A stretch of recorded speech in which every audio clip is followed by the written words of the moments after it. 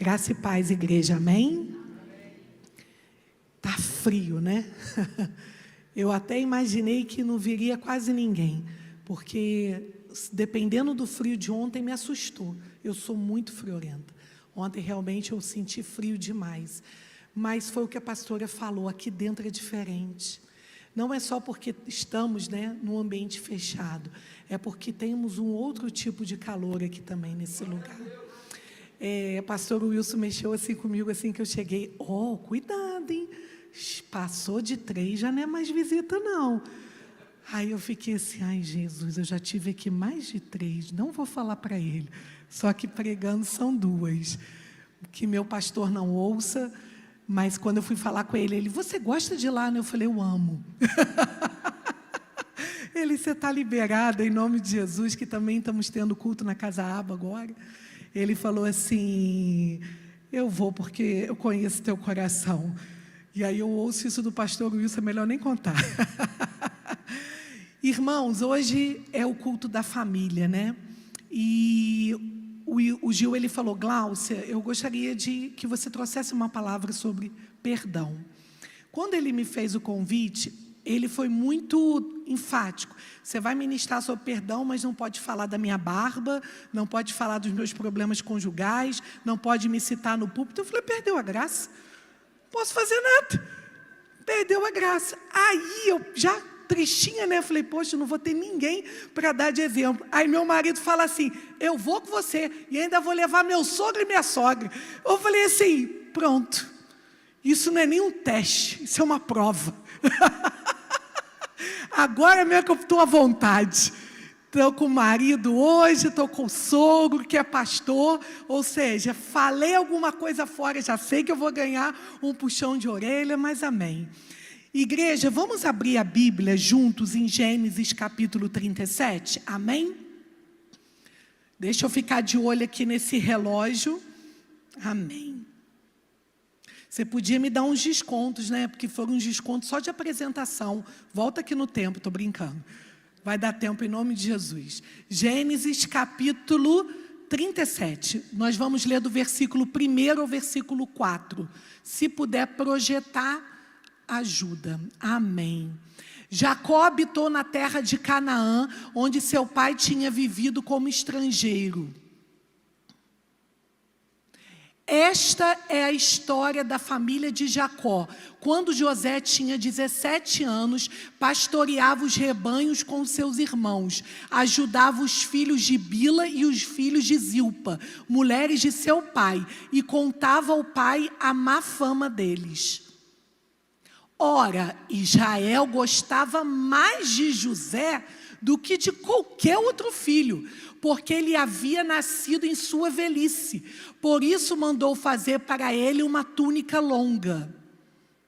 Quando seus irmãos viram que o pai gostava mais dele do que de qualquer outro filho, odiaram-no e não conseguiram falar com ele amigavelmente. Até aqui, amém? Eu gostaria que você colocasse a mão no seu coração. Não é fácil ministrar sobre o que será ministrado. E nós sabemos que no mundo espiritual existe uma guerra sendo travada. E eu quero liberar o seu coração nessa noite, em nome de Jesus. Fecha teus olhos.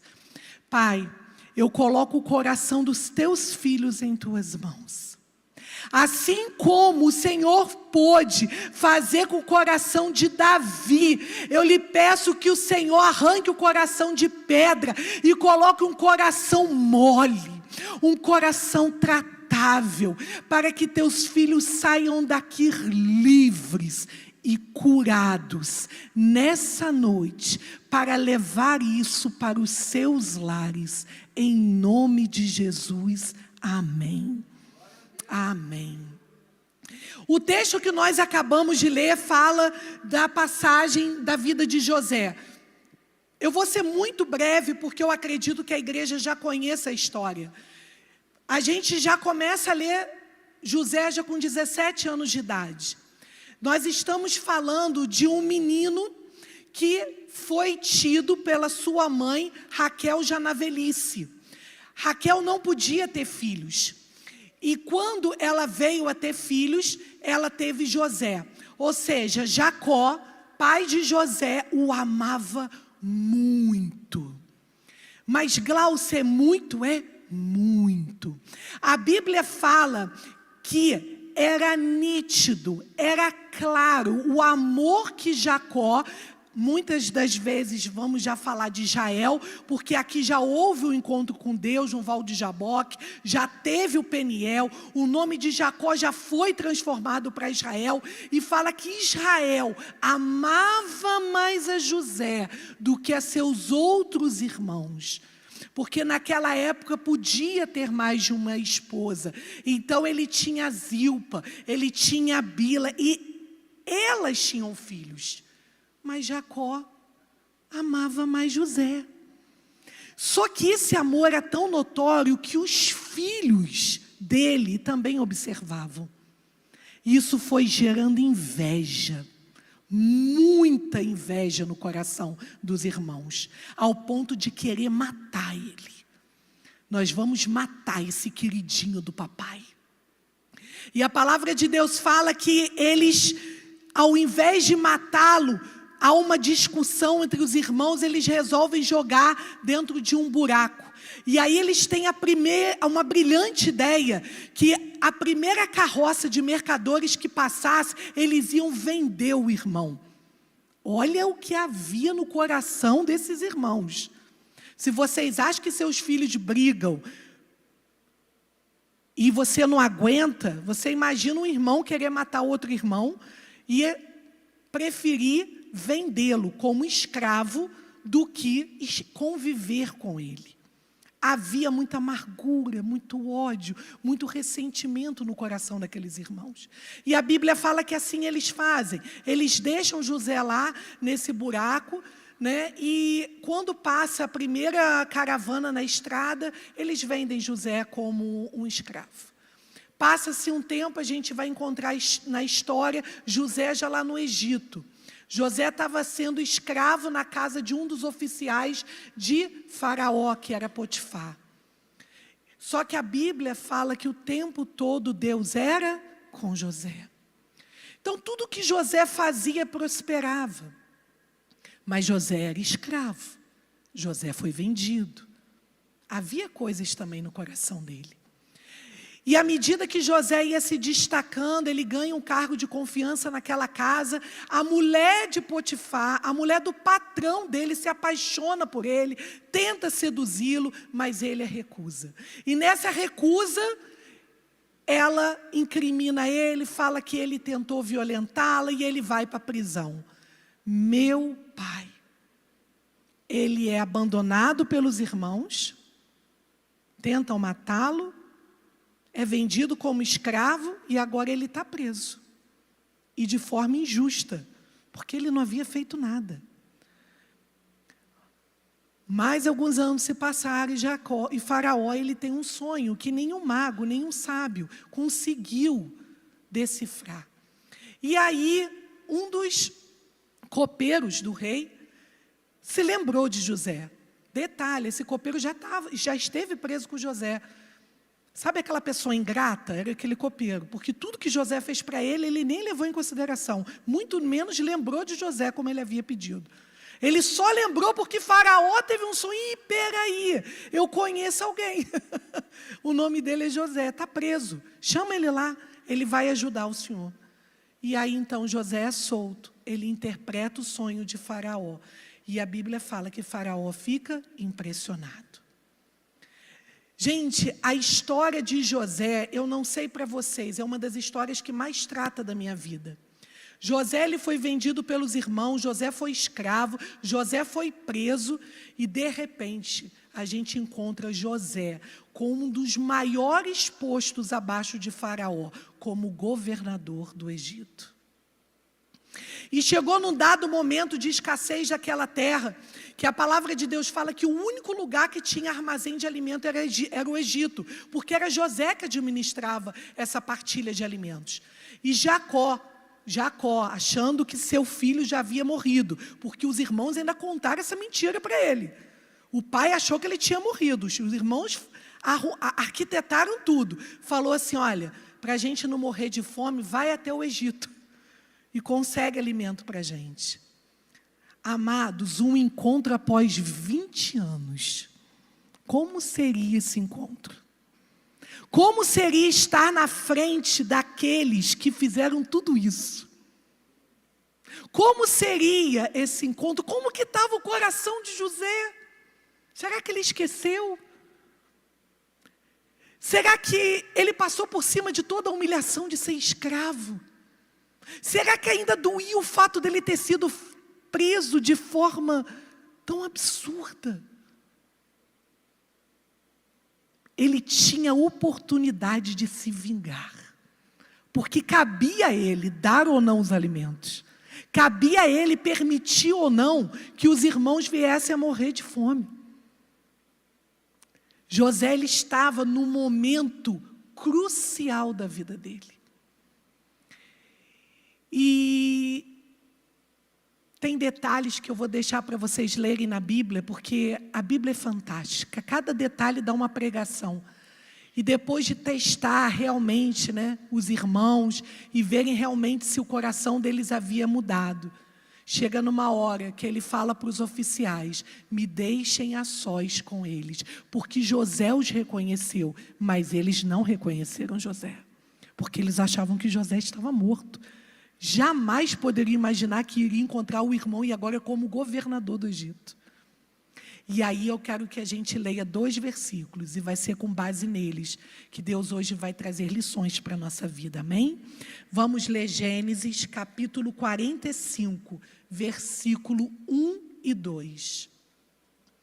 Gênesis 45, versículo 1 e 2.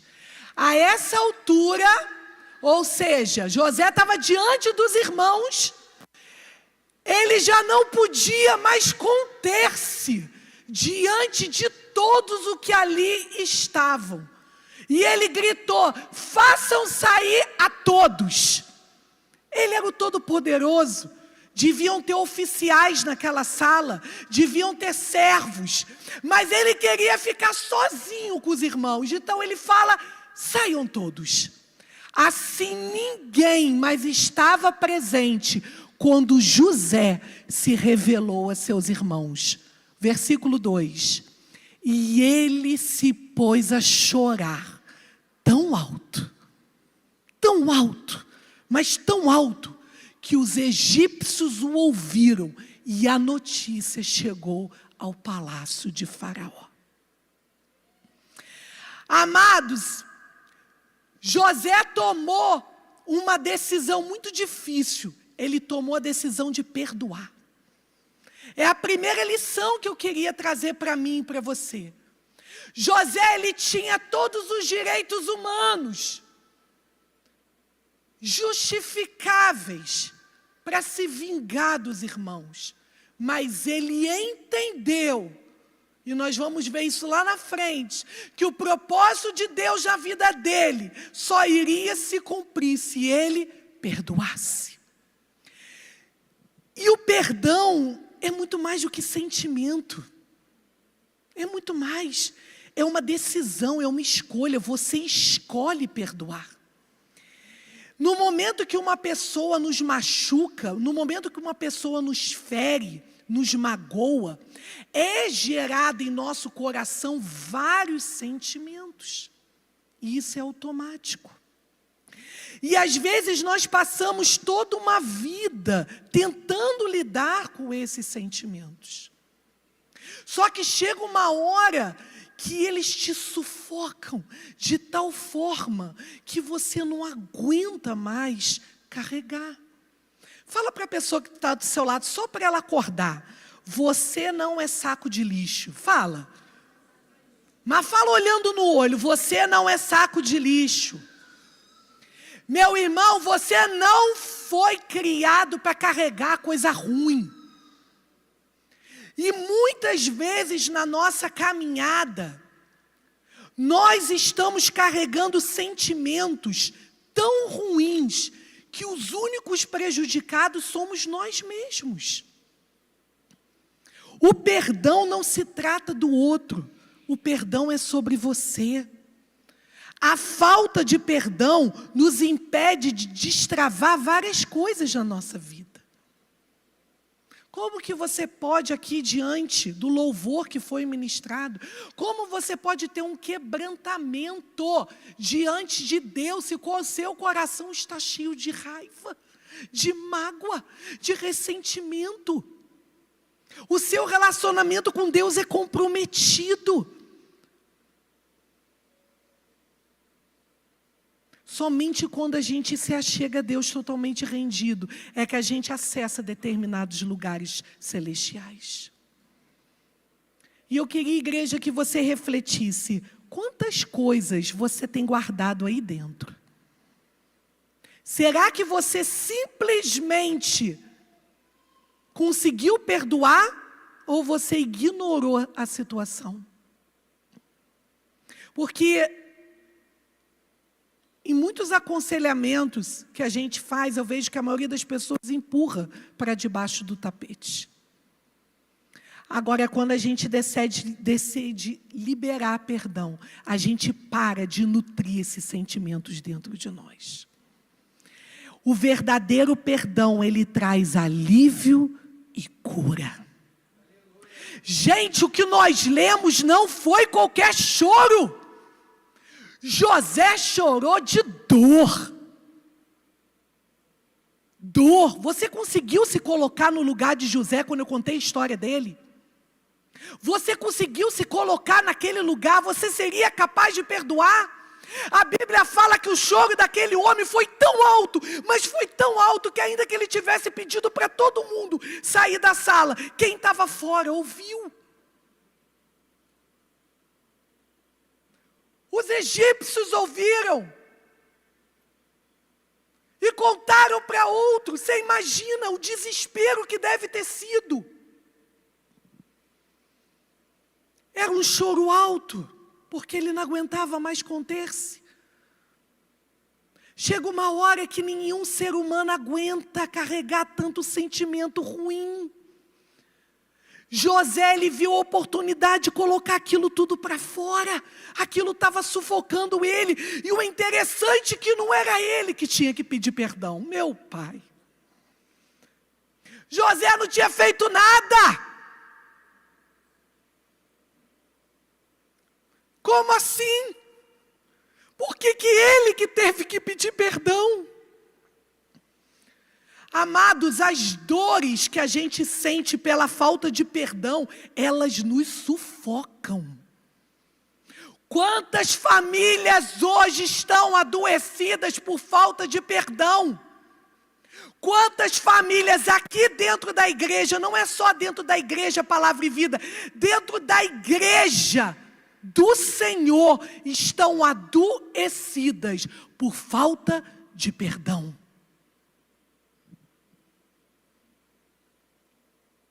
Somos uma geração da síndrome do pânico. Somos a geração da depressão. Nós somos a geração que usa ansiolítico igual bala. Por quê? Por quê? Porque nós estamos acumulando esse lixo dentro de nós. Esse lixo. E José, ele simplesmente começa, eu perdoo. Eu fico imaginando a cena de desespero daquele homem, aquele grito entalado mais de 20 anos, eu perdoo. Meu Deus, ele não fez nada, mas não importa, ele preferiu perdoar do que ficar doente. Ele preferiu perdoar do que continuar carregando mágoa, ressentimento, ódio, justiça própria, orgulho, perdão. Ah, naquela hora, José foi curado. E seus irmãos também foram curados. Vamos aplaudir ao Senhor, amém? É para Ele. Houve cura.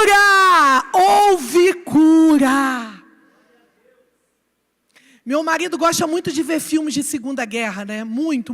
Ele gosta muito de história. Ele gosta de ver filmes de revoluções. E Há pouco tempo, eu me deparei com um livro chamado Refúgio Secreto. Eu não sei quem já leu. Fala sobre a Segunda Guerra Mundial. Eu gosto muito de ler. Quando ele gosta de me ver muito filme, eu gosto muito de ler. E esse filme fala de uma família holandesa que, durante a Segunda Guerra Mundial, eles resolveram esconder judeus dentro de casa. Eram holandeses, e eles escondiam judeus dentro de casa. Era numa falsa parede. Durante muitos anos eles conseguiram fazer isso. Mas chegou num determinado momento que a polícia chegou até lá. E aí, o nome dessa senhora é a Corrie. A Corrie, mais a sua irmã e mais o seu pai. Eles foram presos e levados para o campo narcisista, né, para a concentração nazista. E o livro fala que eles foram tão torturados, mas tão torturados, que o pai rapidamente morreu, não aguentou. A irmã veio morrer logo após. E quando ela estava para morrer... Sabe por que eu vou dar spoiler? Que eu já sei que quase ninguém vai ler, tá bom? Então não fica triste comigo, eu preciso dar o spoiler. Quando ela ia morrer, os aliados chegaram e liberaram todo mundo do campo nazista. Os anos se passaram. Aquela mulher era cristã. E aquela mulher saiu contando a história dela. 10 anos depois, ela se encontrava na Alemanha, contando a história. E depois que ela tinha dado uma palestra, ela viu um homenzinho lá no fim vindo, de cabelo grisalho, já muito idoso, até ela. E ele chegou perto e estendeu a mão. Quando ele estendeu a mão, ela reconheceu. Foi ele que matou a irmã dela na frente dela. Foi ele que estuprou ela. E ela fala que aqueles segundos da mão dele estendida foram eternos. Ela pensou, está em jogo aqui toda a minha vida cristã. Se eu dou ou não a mão para ele, está em jogo. Está em jogo tudo que eu tenho de vivido com Deus. Aí esse livro fala que ela estende a mão e ela o abraça. E ficaram 40 minutos chorando. E ele fala, Corrie, me perdoa. Eu sou um novo homem. Eu aceitei a Cristo. Corrie, me perdoa. Quem que tem o poder? Quem é que consegue perdoar o imperdoável? Só Deus. Nós tínhamos uma vida impagável. E Ele pagou com um alto preço, seu Filho Jesus. Por isso aquela mulher foi capaz de perdoar. Por isso que José foi capaz de perdoar, porque havia um coração rendido. Por isso que eu orei pelo teu coração, porque falar de perdão não é fácil. Por que não é fácil? Porque a gente precisa passar por um processo. E esse processo envolve quebra de orgulho. Amados, eu não estou justificando os irmãos de José. Mas existem sentimentos que levaram aqueles irmãos a fazer isso com José. Jacó, Israel, amava tanto a José que simplesmente deixava os outros irmãos de lado. Ele era o filho queridinho do papai. Então havia sim um orgulho no coração de José. Havia sim uma superioridade naquele coração. José sabia que ele era mais amado. Era ele que ganhava a túnica. Era ele que tinha os privilégios. E o orgulho, amados, nem sempre é fácil de você detectar ele, não. Não é fácil detectar o orgulho. O orgulho faz com que pensemos, ainda que de forma inconsciente, que a gente tem preferência, que o nosso valor precisa ser reconhecido, que a gente merece algo melhor. O orgulho, ele prejudica relacionamentos. O orgulho prejudica teu casamento. O orgulho prejudica teu ministério. O orgulho prejudica toda a tua vida. O orgulho prejudica a sua relação com seus filhos. O orgulho prejudica a sua relação com seus irmãos. José, para conseguir liberar perdão, ele teve que passar por uma quebra de orgulho. Cada humilhação que José teve na vida, cada vez que ele foi pisoteado, era um eu dele que morria. Sabe qual é o nosso problema? A gente avalia o perdão na perspectiva sentimental. E aí a gente diz, não é justo não vou pedir perdão para o meu marido não. Não vou, foi ele que errou comigo. Eu não vou pedir perdão para ele, não é justo isso. Eu pedir perdão para fulana, eu quero que ela se exploda. Por quê? Por que a gente age assim? Porque no fundo a gente acha que Deus está muito mais preocupado com o ofensor do que comigo. Mas isso não é a realidade. Deus está protegendo o meu e o teu coração. Ele fala o seguinte, filho, filha, você já sofreu uma lesão enorme no seu emocional. Você ainda vai permitir ter mais uma, que é a mágoa, o ressentimento, o ódio e o rancor? Deus, ele nos protege da nossa falta de perdão. Porque Deus sabe que sentimentos como esse trazem problemas físicos. É comprovado. Tem vários estudos que não vai dar tempo de abrir, que eu trouxe para vocês. Tem estudos que comprovam que pessoas que têm problema com ressentimento, com mágoa, com falta de perdão, são pessoas que desenvolvem problemas cardíacos, úlceras, nódulos e até tumores. Fora as doenças psicossomáticas, ansiedade, depressão, pânico. A falta de perdão adoece. E quem está falando isso não é a Gláucia. Quem está falando isso é a ciência. A falta de perdão adoece. Só que Jesus, ele nos deu um antídoto. Está lá em Efésios 4, 26, não precisa colocar. A Bíblia fala, não se põe o sol sobre a sua ira. Tem versões que falam, não se põe o sol sobre o seu ressentimento. Glaucio, o que quer dizer isso? A gente demora demais para pedir perdão. A gente retarda demais. A gente deixa a situação para outro dia. Muitas vezes a falta de perdão é da gente para a gente mesmo. Tem pessoas que se culpam tanto por tantas coisas que não conseguem se perdoar. E às vezes a falta de perdão, na maioria das vezes, é contra as pessoas mais próximas. Via de regra, é contra a pessoa que está aí hoje do seu lado. E essa demora, amados, ela é tão prejudicial porque ela vai azedando o nosso relacionamento. Ela azeda, literalmente. Sabe, eu estava, acho que foi segunda-feira, eu falei, Sandro, o que você acha de perdão? Ele, é o que eu pratico com você todo dia. Pronto, resolvido. Não foi que você me respondeu? É o que eu pratico com você todo dia, tá certo. E ele está certo. Porque quando a gente não perdoa de imediato, a gente começa a contabilizar. Depois eu vejo isso. Mas é a 4ª vez que eu corto o cabelo e você não repara. Cara, é a 3ª vez que aquela mulher fala que está com dor de cabeça só para não ficar comigo. E aí você começa a contabilizar quantas vezes fulano errou com você. Você dá tempo da que a tua mente venha gerar coisas para caírem no seu coração.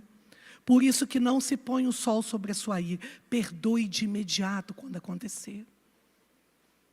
E começamos a achar também que somos melhores que o outro que nos ofendeu. Eu jamais teria feito isso. Isso aí é você, ó. Eu não faço isso não. Você é muito boa, né? Você tem muita justiça, né? Ô, santinha, faz nada. Eu não faço isso não. É porque a gente demora para perdoar. Então a gente começa a racionalizar. E a gente começa a ver até o que não tem. Às vezes teu marido faz de tudo para você, mas você está tão magoado, é como se teu óculos tivesse uma mancha. Tudo que você vê nele vai ser borrado. Nada vai estar bom, porque você não perdoou. Igreja, eu sei que é uma palavra dura. Me perdoe por isso. Eu sei. Mas o perdão, ele é a chave. O perdão é a chave para abrir portas de relações. Tem famílias aqui dentro da igreja que não se dão. Tem pais que não falam direito com filhos e tem filhos que não falam direito com os pais. Temos casamento que é fachada. Eu acho que foi por isso que ele me pediu, né? Porque eu acho que se fosse por ele ia dar ruim, né? Se falar isso aqui, né? Melhor uma pessoa de fora falar. Mas é porque tem mesmo. Quantas vezes eu vivi de fachada coçando para ninguém ver, mas não tem como, uma hora cai a ficha. Quem te conhece é teu cônjuge melhor do que ninguém. Nós vamos fazer 25 anos de casado, 32 anos juntos. Se esse homem não me conhece, eu não sei mais quem me conhece. E é fácil? Claro que não. É muito difícil. Eu acho que é por isso que Pedro pergunta assim para Jesus. Jesus, vem cá, vamos ter um assunto sério. Quantas vezes eu preciso perdoar o fulano? Quantas? Só fala para mim. Aí ele é tão gaiato que ele falou 7, né? Porque ele sabia que 7 era o número da perfeição. Ele devia ter pensado, tomara que ele fale 7, que na 8ª eu vou esganar. É claro. Aí Jesus vem e fala, é 7, 70 vezes 7. E aí outros evangelistas que a gente vai ler por dia. 490. É porque não tem conta que se faça. Deus está falando para mim e para você, perdoe, independente de quantas vezes seja. Foi o que meu marido falou, tem que te perdoar todo dia, não sei quantas vezes. Bonitão, né? Igual que eu também não tenho que perdoar ele. A recíproca é verdadeira, nós temos que nos perdoar inúmeras vezes durante o dia. Por isso que a gente não pode permitir que o sol venha se pôr sobre a nossa ira, sobre o nosso ressentimento. Amados, quando José passa por esse processo de orgulho, ele também passa pelo processo de justiça própria. Ele deve ter pensado quantas vezes, eu vou pedir perdão, não tenho porquê, eu não fiz nada. A gente tem esse senso de justiça própria. Coloca para mim, irmão, Isaías capítulo 64, versículo 4 e 6. Que da mesma forma que José venceu a sua justiça própria, nós também vamos vencer a nossa em nome de Jesus. Amém, igreja? Eu não estou sozinha, amém? Glória a Deus, glória a Deus. Vocês vão acordar rapidinho quando começar a cantar, hein? Isaías capítulo 64. Desde os tempos antigos, ninguém ouviu, nem ouvido percebeu, e olho nenhum viu, outro Deus além de ti, que trabalha para aqueles que nele esperam. Versículo 5. Vens ajudar aqueles que praticam a justiça com alegria, que se lembram de ti e dos teus caminhos. Mas prosseguindo nós em nossos pecados, tu tirastes. Como então seremos salvos? Deixa eu falar uma coisa para você. A tua justiça. Vamos ler mais o versículo 6. Somos como o impuro, todos nós. Todos os nossos atos de justiça são como trapo imundo, murchamos como folhas e como vento, as nossas iniquidades nos levam para longe. Há muitos anos eu ouvi uma palavra muito dura de um pastor. Ele falou assim, o que fede para Deus não são os nossos pecados. O que fede para Ele é a nossa própria justiça.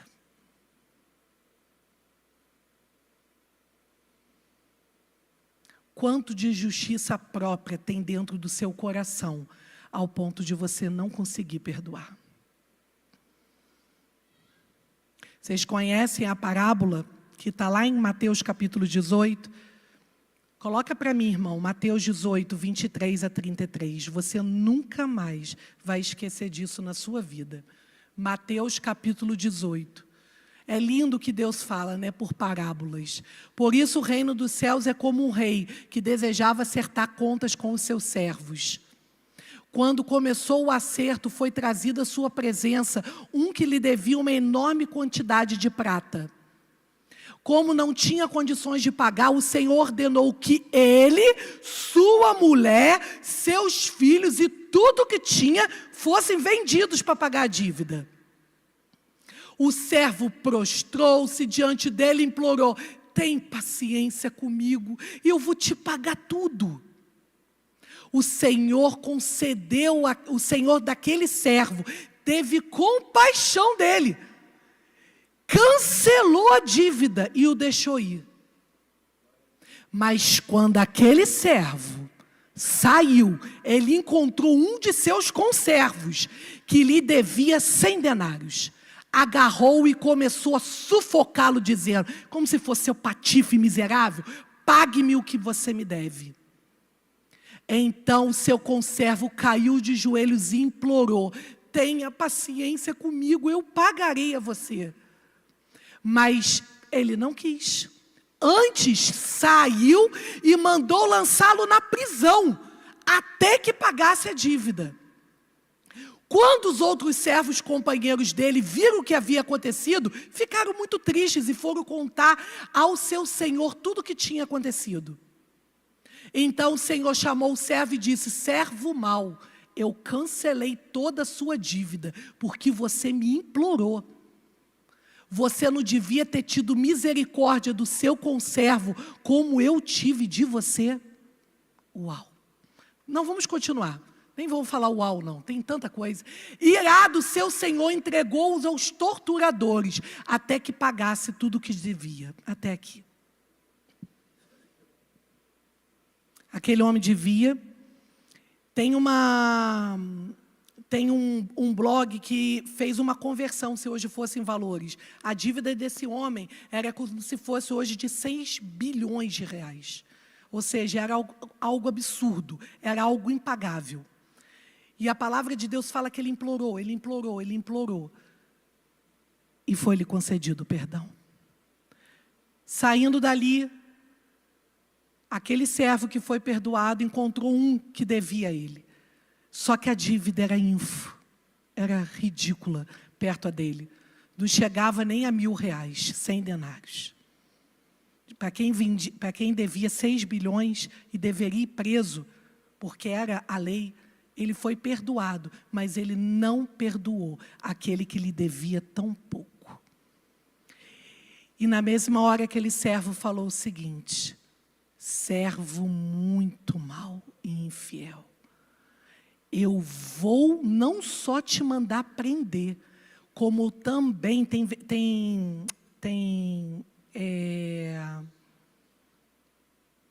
traduções que falam verdugos, que são torturadores. Eu vou te encaminhar até eles. Ou seja, não basta você preso, você também vai ser atormentado pelo que você fez.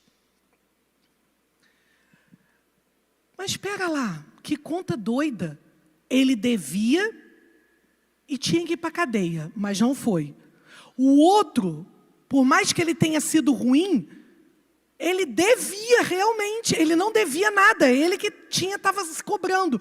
E aí ele foi para a cadeia. Ele não foi para a cadeia quando devia, ele foi para a cadeia quando ele não perdoou. O céu não trabalha para me dar a razão. Escuta isso, igreja. O céu não trabalha para me dar a razão. Ele trabalha para me fazer livre. E muitas vezes, para ser livre, eu vou ter que perder a razão. A falta de perdão, ela é uma prisão. Ela é uma prisão emocional e ela é uma prisão espiritual. Esses anos todos de ministérios, eu posso comprovar que a pessoa que não perdoa, ela não prospera. Mas eu vou na igreja, eu oro, eu dizimo, eu faço tudo direitinho. Não haverá nada sobre a sua vida. Igreja, vocês entendem a seriedade disso? Isso é muito sério. Os demônios, eles simplesmente vão atormentar. Igualzinho que foi na história. Enquanto não liberar a mágoa do seu coração. Muitos hoje têm sofrido com a falta de perdão. Em nome de Jesus, perdoa a pessoa que te feriu. Em nome de Jesus, perdoa a pessoa que abusou de você. Em nome de Jesus, perdoa a pessoa que te traiu. Em nome de Jesus, perdoa aquele que feriu a tua confiança. Em nome de Jesus, perdoa aquele que falou que não deveria ter falado de você. Em nome de Jesus, perdoa o que fizeram contra você. Casais, se perdoem. Irmãos, se perdoem. Filhos, perdoem seus pais. Pais, perdoem seus filhos. Igreja, perdoe seu pastor. Ele é gente como você. Pastor, pastora, liberem também a igreja. Amados, a falta de perdão adoece, mas você tem aí na tua mão agora uma chave que se chama perdão. Não permita ser adoecido pela falta de perdão. Ore, ore por quem te feriu. Ore. Glaucio, eu vou esperar ter vontade. Você nunca vai ter, meu irmão. Nunca. Você nunca vai ter vontade de orar pela pessoa que te feriu. Nunca. Porque não é sentimento, é uma decisão. Se possível, vá até essa pessoa. Vá até ele. Mas talvez ele não me perdoe. O perdão não tem a ver com ele, tem a ver com você. Mas talvez ele não entenda nada. Não importa, não tem a ver com ele, tem a ver com você. Em nome de Jesus, libere o rancor da sua vida. Em nome de Jesus, família, seja liberta. Seja liberta em nome de Jesus. Saia dessa prisão, saia dessa cadeia. Quando nós temos um coração rendido, tudo isso que José passou, tudo que José passou, toda a quebra de orgulho, da justiça própria, a obediência ao Senhor, tudo que ele passou foi para que ele tivesse um coração perdoador. Tudo que você tem passado é para que você também tenha um coração perdoador. José foi curado. Nesse livro que eu li da Corey, o livro fala que o ministério dela fluiu de uma tal forma, depois que isso aconteceu, que ela só veio a morrer lá eu até anotei aqui, aquilo me chamou tanta atenção, ela veio morrer muitos anos depois. Ela viveu muito depois que ela pediu perdão. E aquilo me chamou a atenção porque Deus prolongou o tempo de vida dela aqui na terra. O ministério dela deslanchou. Ela veio a morrer em 1988. Em 1945 acabou. Em 1955 ela liberou o perdão. Ela viveu até 1988. Com a graça de Deus.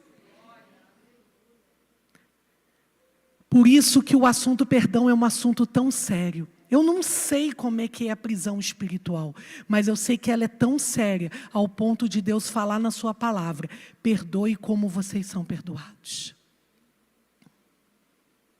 Jesus, ele é o nosso maior exemplo. Nós citamos José, mas a gente sabe que exemplo maior que Jesus não teve, não há. Não teve, não há. O que Jesus fez por mim e por você, Efésios 4:32, o amor de Jesus, o perdão dele é o nosso padrão. Vamos terminar aqui, Efésios 4:32.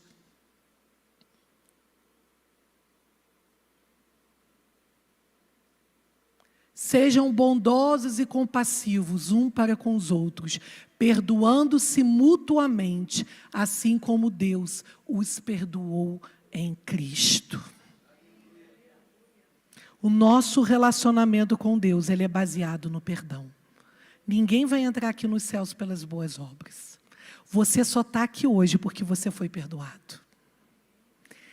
Na oração que nós intitulamos em oração de Pai Nosso, Jesus ele nos lembra que assim como o alimento é tão importante para o corpo físico, ele lembra, perdoa as nossas dívidas assim como nós perdoamos os nossos ofensores. Amados, nós não fizemos nada para merecer o perdão de Deus. Ou fizemos? Não. Ele simplesmente nos perdoou por amor. Não tem a ver com merecimento. Perdão é um ato de misericórdia. Perdão é um ato de compaixão. É fruto de um coração benigno. E ele não flui espontaneamente. Ele tem que ser gerado no coração. Ele tem que ser gerado. Quando o corpo de Cristo estava sendo esmagado, ele orou, Pai, perdoa-os, porque eles não sabem o que fazem. Meu irmão, se isso não é suficiente para você entender que você era tão miserável quanto eu, se você que experimenta desse amor, desse perdão, não consegue perdoar, tem alguma coisa errada comigo e com você. Tem alguma coisa errada. Existe um ponto inquestionável no Evangelho. Quem não perdoa, não é perdoado. Fique de pé. Queria que a gente pudesse estar terminando a ministração em alegria. Eu queria que todos estivessem aqui morrendo de rir das brincadeiras. Mas o que eu mais anseio no meu coração não é que você saia daqui alegre, é que você saia com um coração perdoador. Perdoador. Eu estou falando para uma igreja amadurecida, uma igreja que ama o Senhor, uma igreja que entendeu que se não perdoar, o seu relacionamento com Deus está comprometido. Os nossos relacionamentos na vertical, se eles não estiverem bem, você vai comprometer o teu relacionamento na horizontal. Passe por cima de tudo, só para não perder o relacionamento com Deus.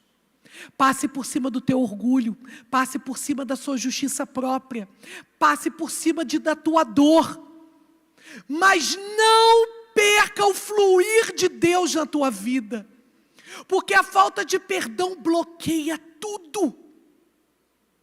E às vezes a gente não entende por que não é abençoado.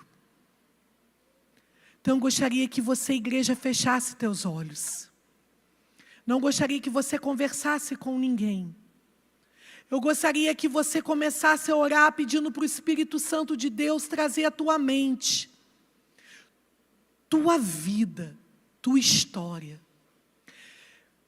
Comece a trazer a tua mente desde a infância tudo o que aconteceu, seu relacionamento com os pais, seu relacionamento com os irmãos. Vá caminhando na sua infância e chegue até a adolescência, com quem você viveu, compartilhou, brincou, seus amigos. Caminha mais um pouco, você já está na fase adulta, com quem você viveu no seu trabalho, com quantos relacionamentos amorosos você chegou a ter, a se envolver, até chegar ao teu casamento. E ali você começou a se relacionar com uma pessoa que também tinha uma demanda totalmente diferente da tua. Os anos se passaram, vieram os filhos, e tudo foi ficando tão difícil, tão difícil. Eu quero que você comece a pensar nessa caminhada de vida que você teve, até chegar aqui hoje nessa igreja. Até você ter recebido um abraço do irmão lá na porta. Pensa no seu dia de hoje, pensa nas palavras que você proferiu, nas palavras que proferiram contra você. E Jesus te trouxe até aqui. Ele te trouxe até aqui porque Ele se preocupa com o teu coração. Ele te trouxe até aqui porque não era para o fulano estar aqui, era para você estar aqui. Ele te trouxe até aqui, Glaucia, sabe por quê? Porque era para o teu marido ouvir de você o quanto você o ama, o quanto você precisa dele, o quanto você o perdoa, o quanto você ama teu sogro, o quanto você ama tua sogra. Era para eu estar aqui, para eu quebrar todo o meu orgulho, porque eu não sou nada. Era para eu estar aqui para falar para vocês que um dia eu não perdoei a mim mesma e eu caí numa depressão. Foram anos até eu entender que eu estava invalidando o sacrifício da cruz por não me perdoar. Comece perdoando a si mesmo. Em seguida, comece a perdoar aquelas pessoas que estão mais próximas de você. Perdoe ao Senhor por todas as vezes que você não entendeu o que Ele te fez passar. Perdoe os teus pastores se em algum momento eles não compreenderam você. Espírito Santo, Espírito Santo, Tu és o nosso Consolador. Tu és aquele que entende as nossas dores e intercede por nós com espíritos inexprimíveis.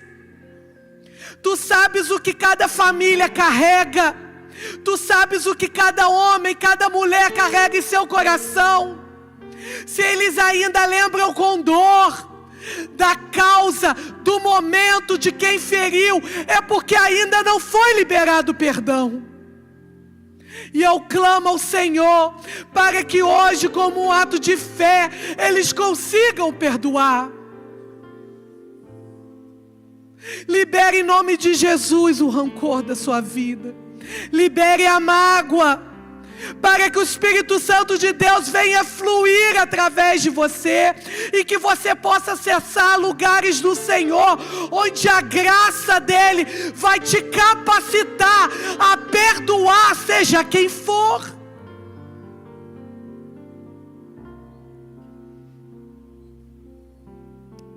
Em nome de Jesus, em nome de Jesus. Se você conseguiu fazer essa oração, Deus já começou a trazer cura sobre você. Se você conseguiu falar com seus lábios, eu perdoo, ainda que dou, eu perdoo. Deus está trazendo cura no seu coração. Mas se você não conseguiu, você está no lugar certo. Porque aqui é o local onde o Senhor é capaz de perdoar todos os que te ofenderam. Então também Ele é capaz de fazer com que você perdoe também.